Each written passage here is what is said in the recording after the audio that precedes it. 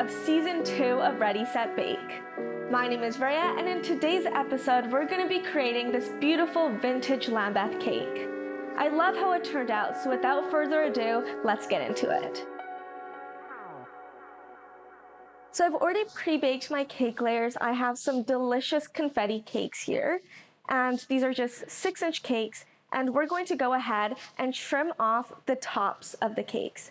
Now we're doing this because there's a bit of a dome here, and if we stack it just like this, then our crumb coat is going to be a little bit uneven. So I find even if it's just a small dome like this, it's better safe than sorry, and we'll just trim that off because it takes no time at all. So I'm gonna go ahead, I have a sheet of parchment here, and I'm gonna lay it right over top of my turntable. Now it's really important to have a turntable for this because I find it's easier because you can just go ahead and spin it, and it makes it easier when you're just trimming off the tops.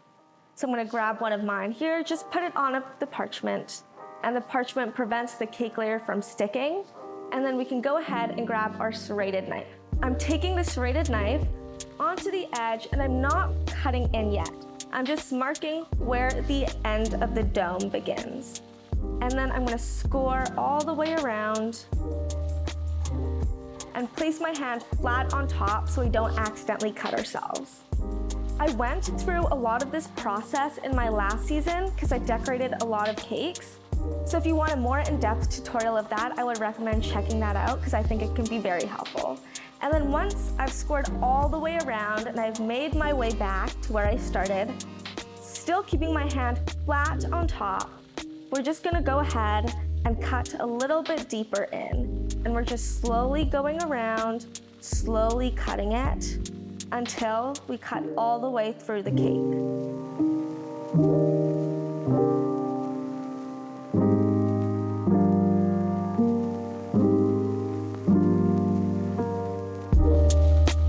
And that's our finished cake layer that's trimmed off. And I love how you can see all of the colorful bits of confetti in there. It's so colorful, and we're gonna see more of that when we cut the slice.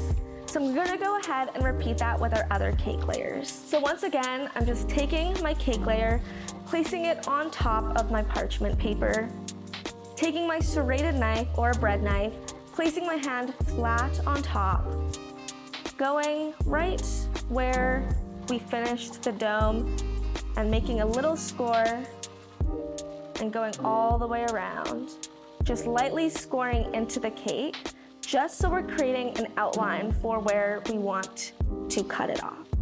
And then I've made my way back to the start, and it's important that we're keeping our knife level with the cake layer, and then we're gonna go ahead and slowly cut all the way through until we've cut through the whole top. And it's as easy as that. I'm gonna go ahead and cut off the top of the last layer, and then we can get started on our stacking and crumb coating.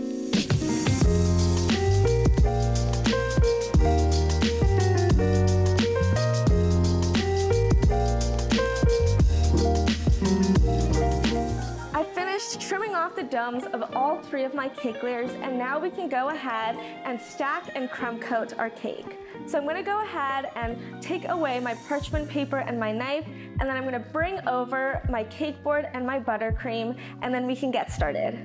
So here I've brought over my buttercream and my cake board. I'm just using a classic vanilla American buttercream. I mean, you can never go wrong with that, right? And I think it goes so well with that lovely confetti cake. The cake board I'm using here is an 8-inch cake board, and I find a good rule of thumb to follow is that your cake board should always be about 2 inches bigger than your cake layers. So since I'm using 6-inch cake layers, I'm using an 8-inch cake board. I also have my offset spatula here and just a good old handy bench scraper. And that's basically all you need for the crumb coat. So I'm gonna go ahead, place my cake board onto my turntable, and then just grab a little bit of buttercream and just smooth it up there. We're adding a little bit of buttercream just to the cake board so that our cake layer sticks and it's not moving around. So I'm just gonna put it there and just give it a good little press so it's held in place. And of course, just make sure it's center on there. Once it's nice and centered, I'm just gonna grab my spatula and do a nice generous dollop onto the middle. I like to do a little more than I need, and that way I can use the remaining buttercream for the crumb coat. So I'm adding a good generous scoop on there and then using my offset spatula, and I'm going to go in a back and forth motion. And then I do it the opposite way. And this is just smoothing it out. We really want to make sure to use the back and forth motion gently across the buttercream on the cake layer so we're not ripping away at any cake, especially since American buttercream tends to be a little stiffer than, say, Swiss or Italian. And then once I've smoothed it out, I'm just going to make sure it goes onto the edges by rotating my turntable and holding my spatula at a 45-degree angle. And then you'll see as you turn, it'll build up the buttercream. I just like to smooth it around, same back and forth motion that we were doing before, and then just do that again.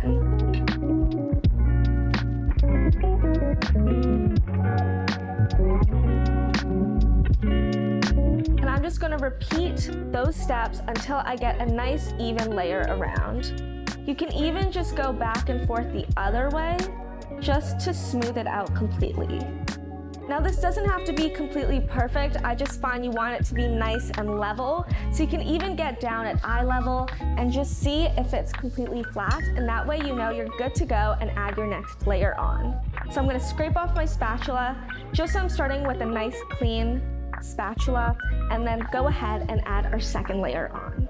So I'm going to go ahead, and I find it best to get at eye level again, and then add my next cake layer on, right so it's creating a nice border at the end.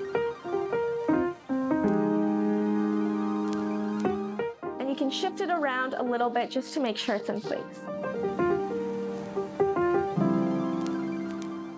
Now that our next layer is on, we can go ahead and put another dollop of buttercream in between, using that same back and forth motion that we did for the layer before.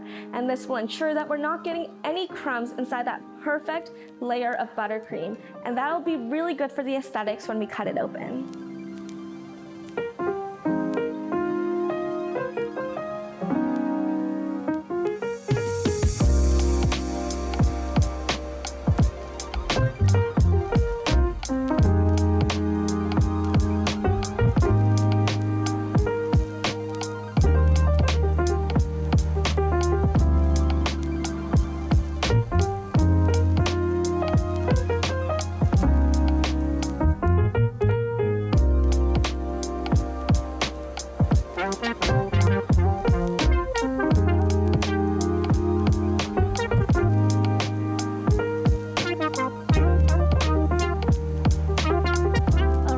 All three layers are stacked, and now we can get started on the crumb coat. So using that same offset spatula, I'm just going to smooth around the edges. You can see I have a bit of buttercream overhang from when we filled our layers. So now we're just going to spread that all around. The reason why we're doing a crumb coat is just so that all of those crumbs can be sealed. It's pretty self-explanatory, but I think it's such an important step, and it doesn't take long at all, and it really helps to get that nice smooth final coat with no little crumbs peeking through.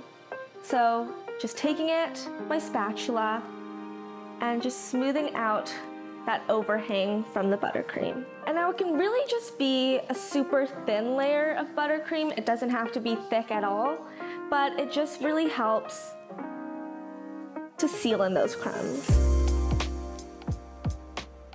So I've used the buttercream on the sides and it's still not enough, so now we can grab more buttercream. I like to add it little by little onto my cake just to make sure I'm not adding too much, because then once that buttercream is filled with crumbs, we're not able to use that for our final coat. So I'm just grabbing a little bit at a time and just smoothing out the sides first. And then once all the sides are covered with buttercream, a very thin layer, then we can crumb coat the rest of the cake like the top.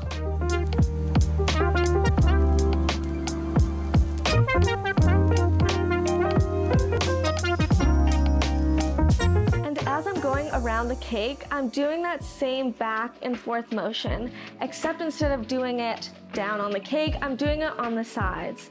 So I'm just sweeping back and forth, and that's going to kind of eliminate the amount of crumbs we're bringing out of the cake. So back and forth, all across the surfaces of the cake. And we really want to make sure that there are no blank gaps, but that'll all get covered when we go over with our bench scraper.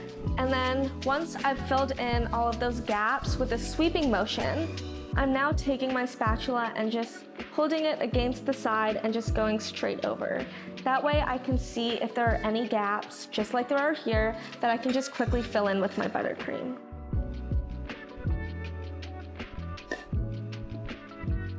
And now that the sides are covered, we can move on to covering the top. So I'm just taking a little dollop of buttercream. I'm not being as generous as I was with the filling inside, but I'm just going to add a little bit onto the top, being a little scant here, and then we can smooth it out. And we're just doing the exact same thing, except we want our spatula to almost be touching the cake. We just want a very thin layer of buttercream. And then using that overhang just to fill in the gaps on the sides. And remember that the crumb coat doesn't have to be perfect. It's just a very basic coat. You're not even going to see it. It's just to make sure that our foundation is right for the final coat. And now that we have that nice thin layer of buttercream, we're just gonna go ahead and smooth it out with a bench scraper. Now you can see that my bench scraper has so many different sides. There's some points here, some little divots in here to make stripes, but we're just going to use the nice smooth side here. And we're going to hold it 45 degrees towards us, parallel to the cake, and we wanna make sure that it's nice and straight. We don't want it to be angling inwards or outwards because that'll make it crooked and slanted. We want it to be touching the cake, the edge of the cake, holding it nice and smooth, and just scraping away all of that excess frosting and smoothing out any of the gaps in there. And once we've done a pass around, you can see I have all of this buttercream on my bench scraper, and this is filled with crumbs. So we're gonna go ahead and use this just to fill in any of the gaps that we see. For example, this gap here, we're just going to take our spatula, quickly cover that up, and then just go all the way around the cake. And now I'm gonna go around the cake again once those gaps are filled. Once again, just like we did before, and just smoothing all the way around. And just repeat this until you get a fairly even coat. Like I said before, by no means does it have to be perfect. We're just looking for that nice smooth base that we can add our final coat onto. And I'm applying even pressure as I'm scraping all the way around. You don't want to be digging into the cake because that'll bring up even more crumbs. It's more like you're smoothing it rather than scraping it. We just want to make sure that all of those crumbs are sealed in. And then we can just go in with our offset spatula again and just bring in those sides. So I'm just going here and just smoothing it in and bringing it in all the way into the center. So once again, I'm holding it very close to the top, parallel with the top of it, bringing my spatula closer to the surface of the top of the cake as I rotate my turntable and bring it in. And we're just gonna do that all the way around the cake. And that's gonna leave us with a nice flat top. And then once again, just to be careful, I'm gonna make sure our cake is nice and level on the top. So I'm gonna bend down to eye level and make sure that it's nice and flat on the top. We really don't want it to be slanting one way or the other. So getting to eye level and just moving it around and making sure it's nice and smooth. And if there are any little places where you need to just smooth it out, you can do that. All right, it looks good. You can see that there's air bubbles, there's a few small gaps in here, nothing big. And we're just gonna go ahead and put this in our fridge until it sets and that buttercream hardens, and then we'll be ready to add our final coat on there.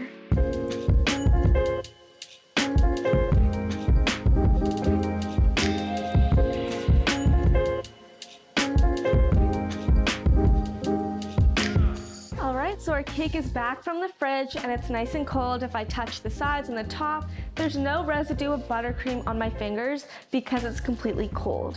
And now we want it to be cold so that none of the crumbs transfer from the crumb coat into our final coat. Now when I'm doing the final coat, I actually like to start from the top instead, and I put quite a lot of buttercream on there, and then I spread it out onto the sides. And I find this is just the easiest method to get the most smooth coat. I know that the final coat can be intimidating for a lot of people because you want a perfect final coat. You want it to have no air bubbles, no gaps in there. You want it to be completely smooth. But since we're going to be adding a lot of piping on top of there, it's going to be very busy. We don't actually have to make sure it's completely smooth. Obviously, we want a nice base and we want to have as few air bubbles as possible, but let that take a little pressure off of your shoulders. So I'm going to start with a nice big dollop. I'm adding the majority of my buttercream onto there. And then I'm just going to use my small offset spatula just to smooth this out a little. And we don't want it to be too thick on the top either. We just want it to be able to cover. And since it's white buttercream, you can often see through the top just a little bit. But we just want to make sure that you can't see through the top, and so it's a nice coat on top. All right, so the top is nice and smooth, and now I'm actually switching to my bigger offset spatula. It's not as technical as the crumb coat, but we just want to cover a larger surface area, and that's easiest when you're using a larger spatula. So just with the overhang, I'm just going to bend down and just cover my cake. And once we have a nice coat of buttercream on there, we can smooth it out with our bench scraper. And then I can show you a few tricks on how to reduce the amount of air bubbles and smooth it out a little more to get that lovely flawless look.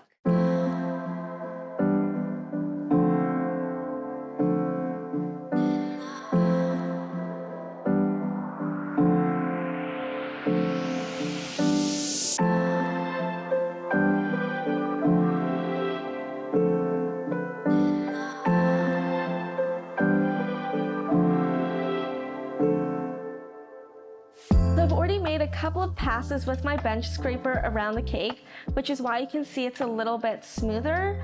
But I've made sure to keep my layer of buttercream pretty thick around because we're going to be going around quite a few times. So when we're holding the bench scraper, just like we did with our crumb coat, we're holding it directly to the cake, and I find it's better to apply more pressure at the bottom because that's where my hand tends to go. It tends to want to gravitate this way instead of holding it straight up. So just by applying that pressure at the bottom, it kind of counteracts that a little bit. So I'm going around just with very light pressure all the way around. And then just like we did for the crumb coat, filling in those gaps, and I'm using my smaller one, just because we're working on a smaller area now. And this takes quite a bit of time, so I would be patient, just keep doing what you're doing, and then you'll eventually get there. And remember, it doesn't have to be completely perfect because we are going to be piping a whole bunch of things on top of here.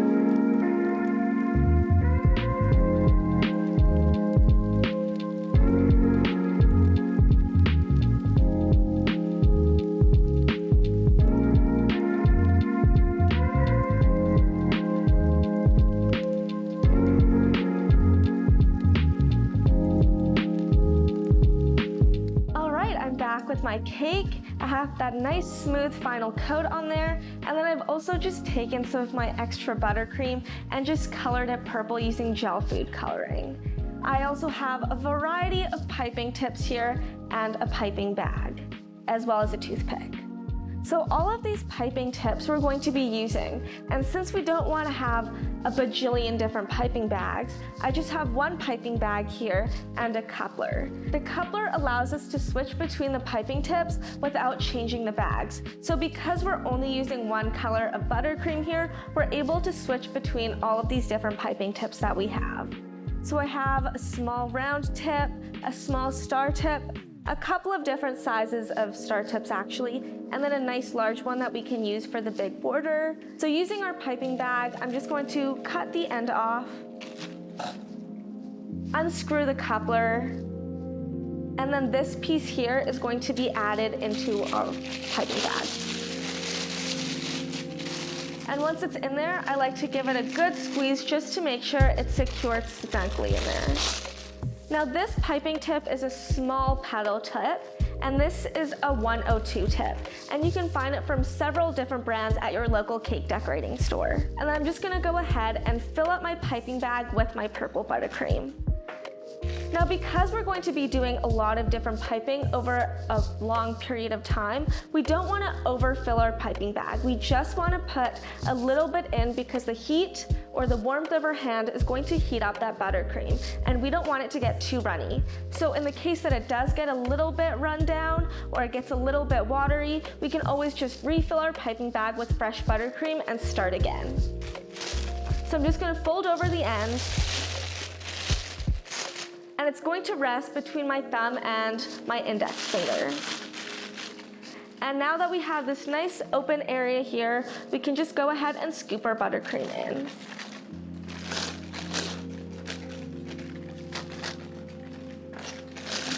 So I've added about half of my buttercream in here. I'm gonna set the bowl off to the side for now, and then I'm just going to take the piping bag off my hand and then squeeze it so it hits all the way down to the tip.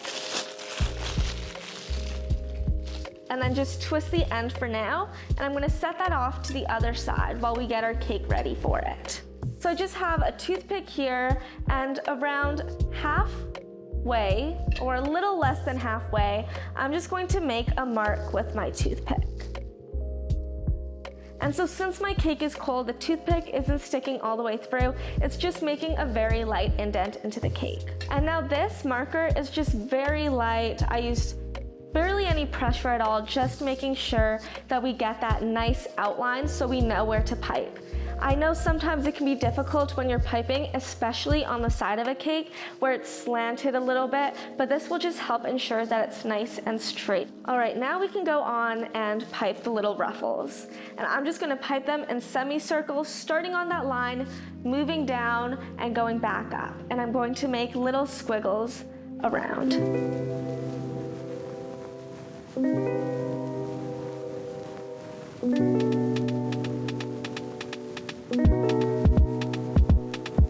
Alright, so once I've finished making my squiggles, just all around the perimeter of the cake, you just want to make sure that the bottom of the tip is facing the bottom. So the smaller part is facing the bottom. And now we're going to go ahead and switch to our small star tip. So I'm unscrewing the end of the coupler, and then it'll take out my piping tip with it. I can just slide that down, and then now I can go ahead and add my small star tip on there. And now this is just a piping tip number 18. And once it's all screwed on there, we can start piping these little shells just around the top of the semicircle that we just made.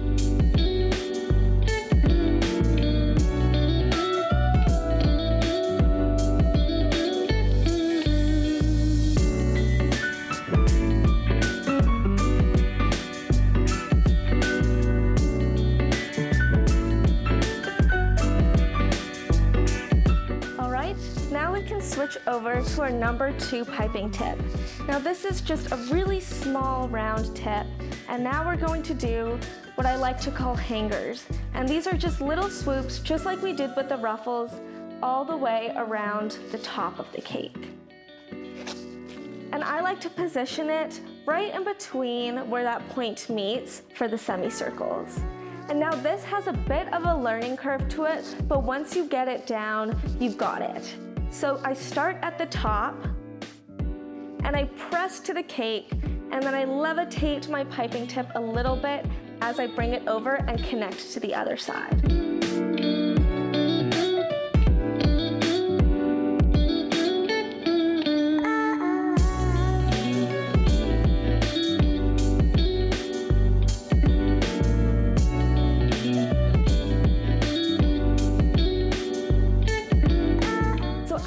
Done the double swoops, we're ready to do the shell border at the bottom of the cake. I'm using a 4B star tip, and the reason why this is in a different piping bag is because these couplers were meant for smaller piping tips. This one's a bit of a larger tip, so that's why we're using a separate piping bag. And I'm just gonna fill this with the remaining purple buttercream. And then for the shells at the bottom of our cake, I'm just going to do it the exact same way as I did with the smaller star tip on top of the ruffles. So I'm holding it kind of 45-degree angle facing towards the bottom corner of the cake, and then I'm going to apply pressure, squeeze off as I'm bringing it down. So I'm doing it in a sweeping motion, kind of like this.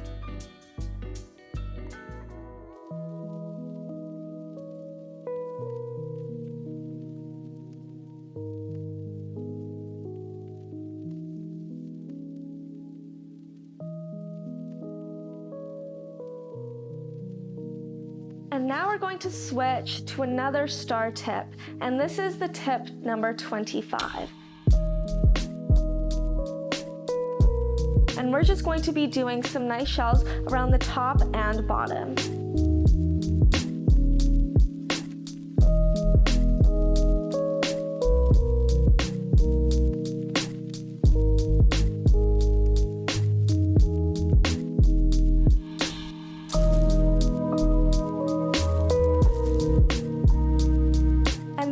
To be using that same star tip to make little rosettes between the seam of each swoop down that we did. And using the leaf tip, which is number 352, we're going to create these little leaves on either sides of the rosettes we just created.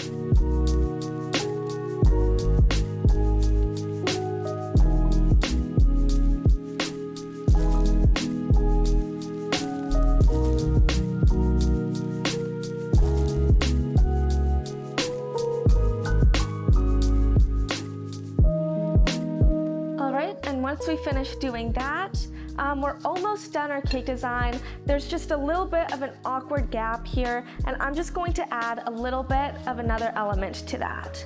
So I'm going to switch out my star tip for the small round tip that we used before for the swoops. And what I love most about Lambeth cakes is that you can just keep adding more piping elements into it, and it'll keep just getting more amazing.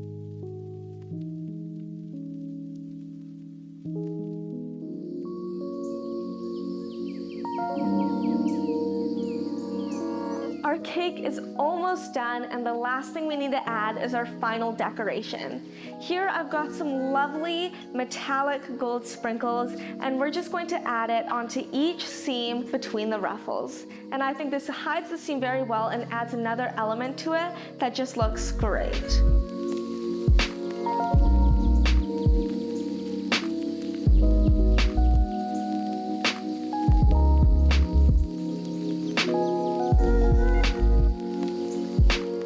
Once we've added our gold sprinkles on, our cake is complete. I've just transferred it to a really nice glass cake stand, and now we can cut and try our cake.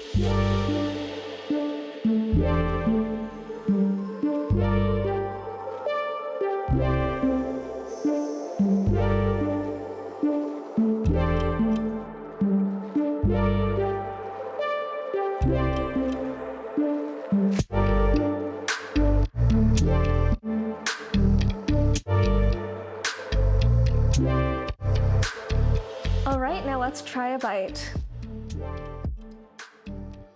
Wow, that's amazing. I love how this cake turned out, and thank you so much for joining me on today's episode, and I'll see you next time.